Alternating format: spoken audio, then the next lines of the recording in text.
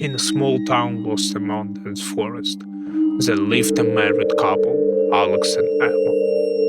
Their marriage had lasted for 20 years and they seemed like the perfect pair. But behind closed doors, their home was filled with shadows of unspoken words and lies. Alex, a devoted husband, worked tirelessly for his family. Emma, however, began to feel suffocated by the routine. She longed for new experience, position, and secret encounters. She found a lover, a young man named Andrew, whom she met in a house on the outskirts of town. One day Alex came home early. Emma looked nervous. She quickly hid her phone. Her voice was shaky. Alex felt something was wrong. That night he started watching her more closely. He checked her phone and noticed a change in her behavior. Soon he knew the trust Emma was cheating on him. Alex didn't shout or break things. He stayed calm and made a plan. For a week he followed Emma. He found out where she met Andrew. One evening he hid in their secret house. He had a knife in his hand. For a week Alex watched them, learning their routine. He knew when they arrived and when they left. He prepared carefully. On the night of his revenge, he hid inside the house before they came. He had a knife in his head.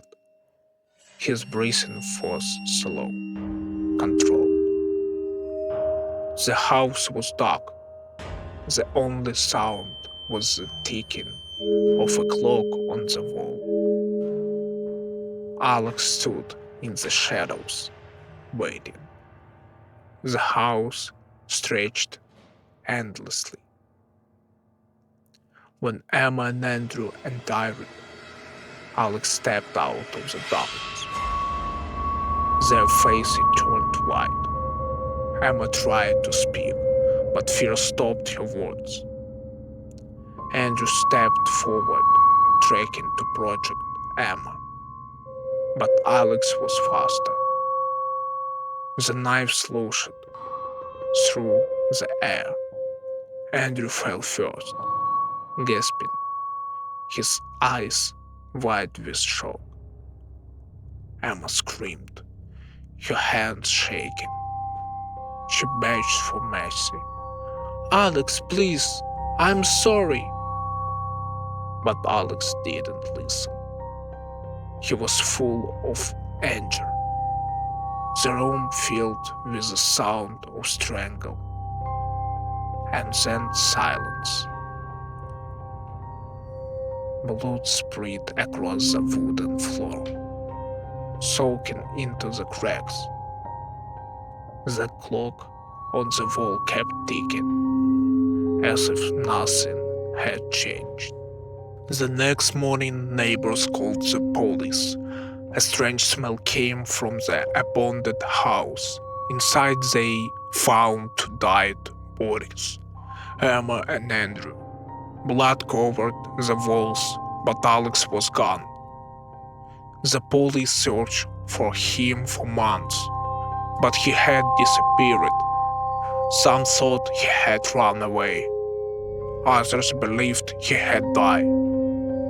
His family refused to speak about him. His face appeared on missing persons posters, but no one had seen him. Rumors spread. Some said he had fled to another country. Others whispered that he had wandered into the forest, never to return. The case became a local mystery.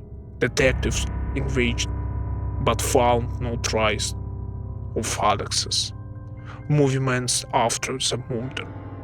His bank accounts remained untouched, and no one mentioned His description had been seen boarding buses or trains. It was as if he had simply vanished into thin air. The townspeople became obsessed with Zairus. Some believed he was hidden in the forest, surviving like a wild man. Others were convinced he had drowned himself in the river. More superstitious minds whispered that the spirits of Emma and Andrew had taken revenge, dragging him into the darkness with them. As months turned to a year, Alex's story became folklore.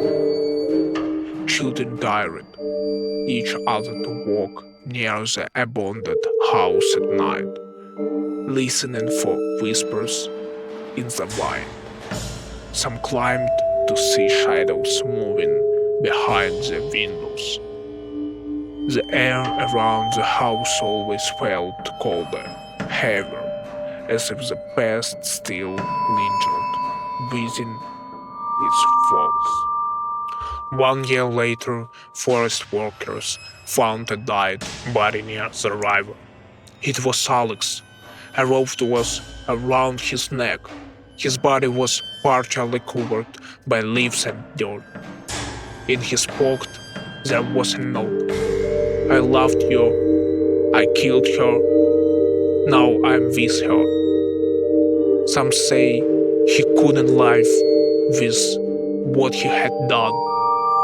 Others believe something in the forest took him. The town never forgot the tragedy.